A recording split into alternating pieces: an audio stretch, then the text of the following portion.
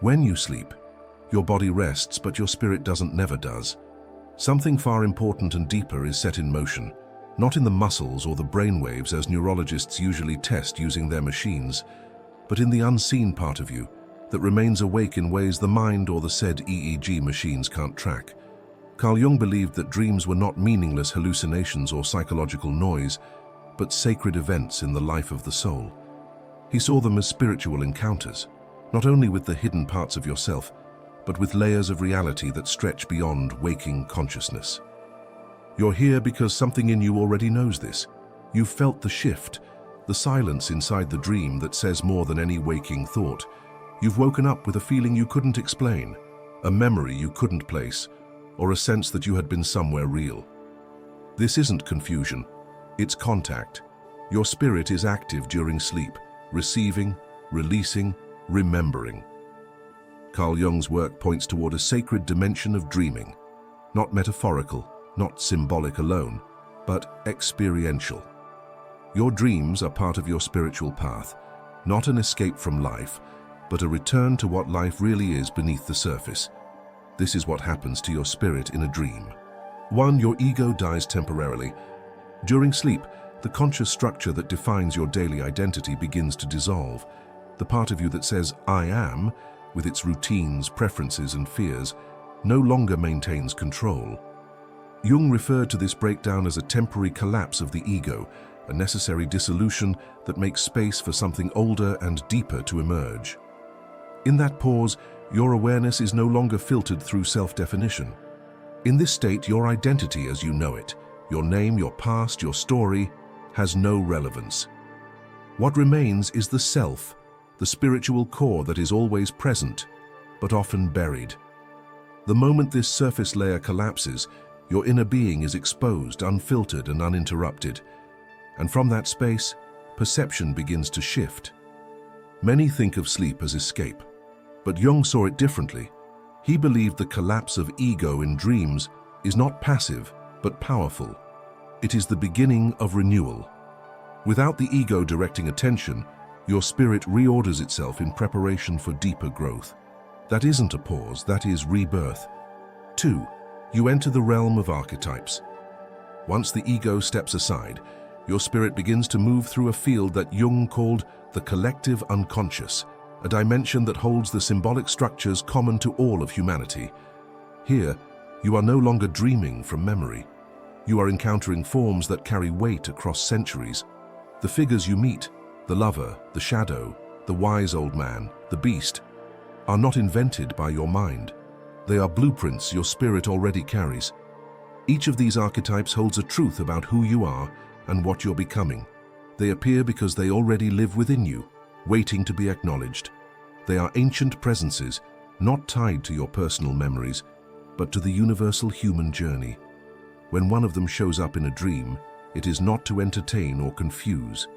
It is to reflect you back to yourself in a form your ego cannot filter.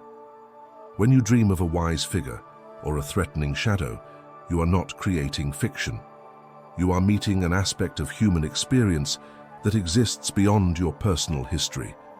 Your soul recognizes these forms because they speak a language it already knows.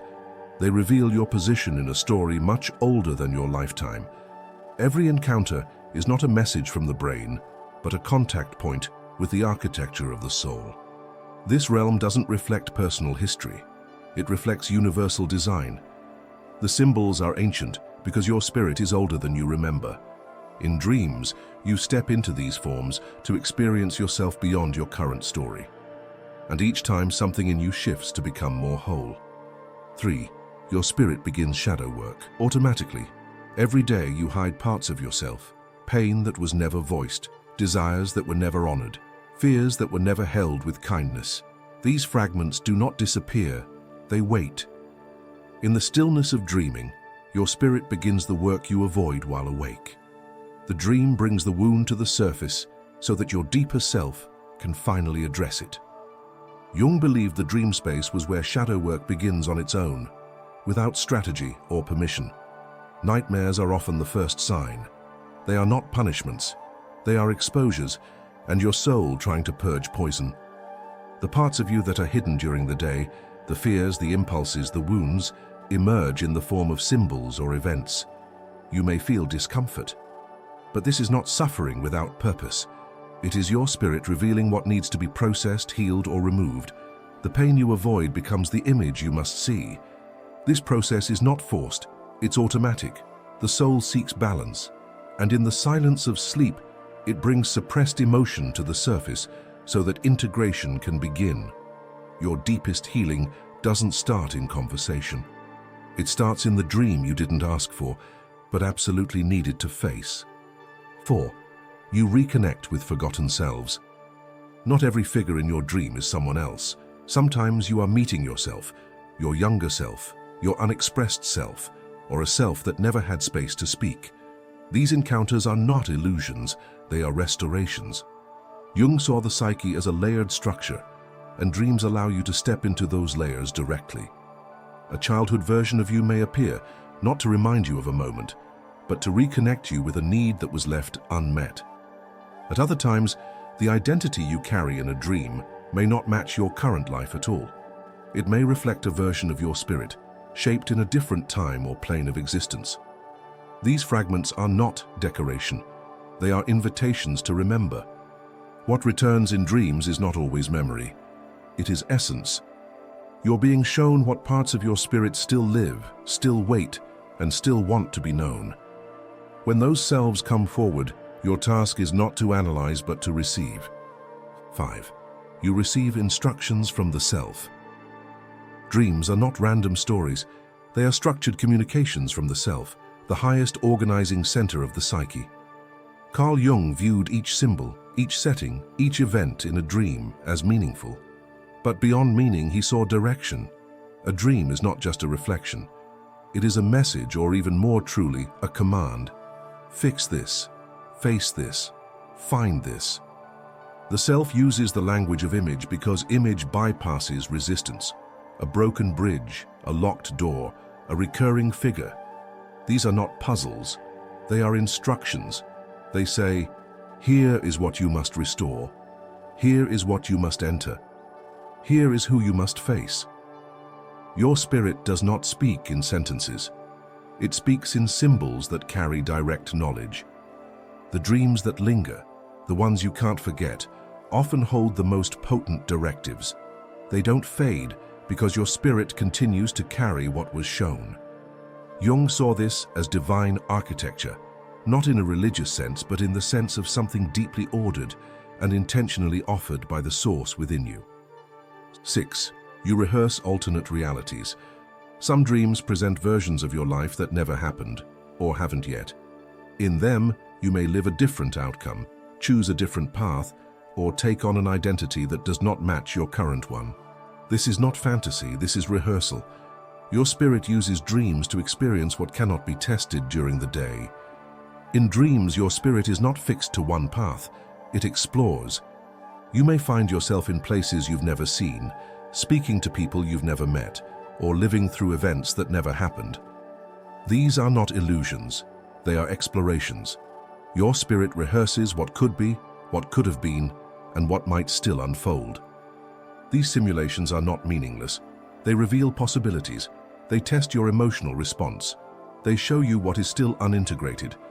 By placing your consciousness into another setting, your spirit evaluates how ready you are for change, challenge, or restoration. Each shift in environment carries data your deeper self uses to reorient your waking behavior. These trials are real in their emotional impact. You may feel sadness, relief, or closure in ways you can't explain when you wake. That impact is a sign that something was processed. Your spirit moved through a doorway even if it wasn't visible, and that rehearsal may open something new when the day begins again. 7. You travel to realms not bound by matter. Carl Jung documented dreams that even to him did not feel symbolic. They felt like real places, structured, dimensional, persistent. He believed some dreams were not constructed by the mind, but entered through it. In these cases, your spirit is not inventing, it is arriving. These realms do not follow the logic of physics, but they do follow their own order. They contain structures, beings, and interactions that feel stable over time. You may visit a location across multiple dreams and recognize it. You may engage with forces that feel intelligent, intentional, and entirely distinct from you. This experience is not imagination, it is contact. Your spirit is not limited by your body. In these moments, the boundary between inner and outer dissolves. You are not dreaming metaphorically. You are moving through something that continues even after you wake. These journeys are rare, but when they happen, they change your sense of what is possible forever. 8. You speak with entities you forgot you knew. In dreams, strangers often feel familiar. They speak without introduction. They guide without permission. Jung believed that many of these figures are not fiction, but forms of your own spirit, or guides who have been with you across lifetimes and timelines. These beings may represent unfinished versions of you. They may reflect choices you didn't make, or parts of your soul that fractured during past experiences. They may also be guides, figures whose role is to walk beside you in silence until you're ready to hear them. The moment they appear, they bring presence, not explanation. The recognition you feel in these dreams is not imagined. It is spiritual memory. These connections carry weight because they return to you what was never lost, only quiet. To meet these entities is to remember that your path has always been supported, even in the dimensions you can no longer describe. 9. You're shown what the daylight mind can't handle. Some dreams vanish the moment you wake up, not because they weren't important, but because your conscious mind cannot hold them. Jung proposed that certain insights received during dreams are too large, too complex, or too spiritually charged to carry into waking thought. These moments are not erased. They are stored in the deeper mind until the psyche is prepared to understand them. The forgetting is not failure, it is protection. What you experience during sleep may exceed the language and logic you rely on during the day.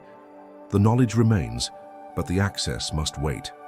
Your spirit receives more than you consciously recall. That gap is intentional.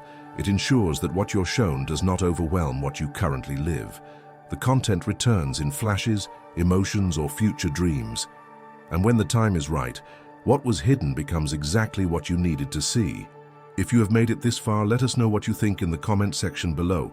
For more interesting topics, make sure you watch the recommended video that you see on the screen right now. Thanks for watching.